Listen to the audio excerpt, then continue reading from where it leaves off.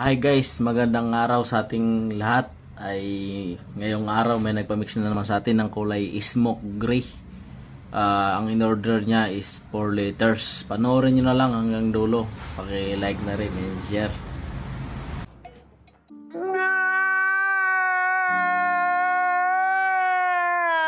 Guys, yan na pala yung final color ng gray natin na gusto ng customer.